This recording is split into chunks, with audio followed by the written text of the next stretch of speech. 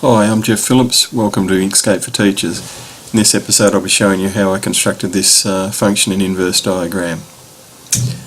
Now we might just delete this.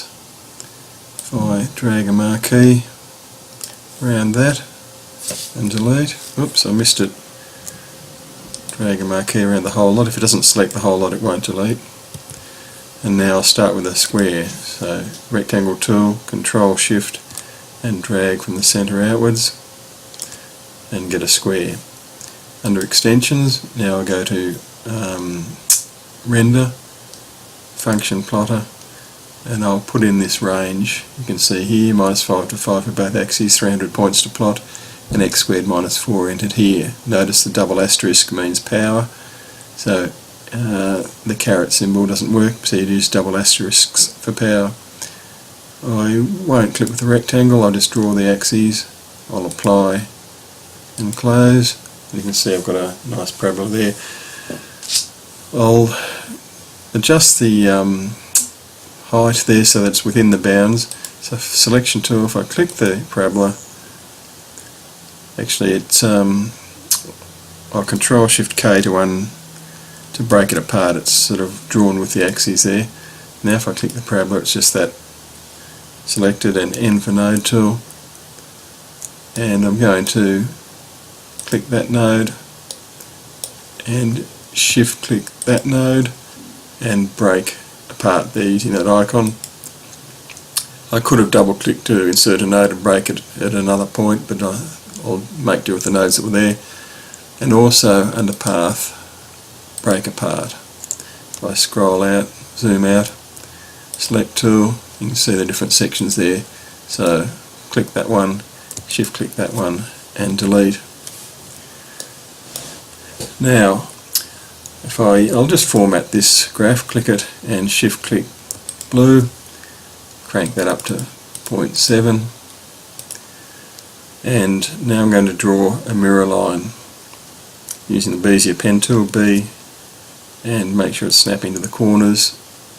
Click and enter. I might make that a bit thicker and change it to perhaps a dashed line there. Excuse me. Now before I can reflect this parabola in that mirror line, I need an extension. It's called mirror, and the file you'll download is mirror.zip.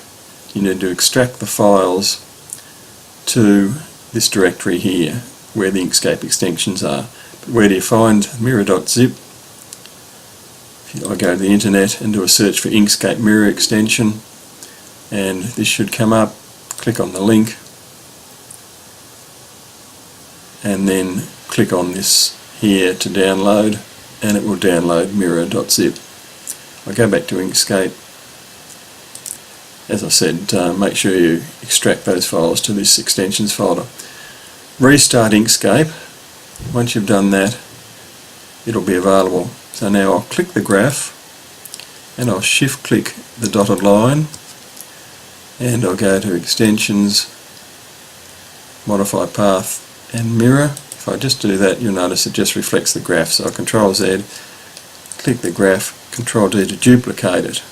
So I'll leave the original behind, shift click, give that a different colour, shift click the mirror line. Now I'll go to extensions, modify path again and mirror, and you can see I've got my reflection. Now if you wanted to restrict the domain of the original function so that the inverse was a function, we'll zoom in, click the blue graph, N for node tool, and look, it's not really in the middle there, so I might just double click to create a point, then go break apart, sorry, this one here, break apart there, break at that node. You still have to go to path, break apart, selection tool, click away, then just click the left branch, say, and delete, and I've got half of it. If I want to do the same on the inverse, I can zoom in there, click it, N for node tool, double click to place a node exactly where I want it, break it at that node, and then actually break the path apart by going Control Shift K or down to break apart here. selection tool, click away. If I click the bottom part and delete, you can see now I've got my nice inverse function. I'll click and shift click the axes to wind them up to 0.4 and put an arrowhead on them. Looks a bit better. I'll click on the square, I don't need that anymore, I needed it to originally plot the graph, and delete that.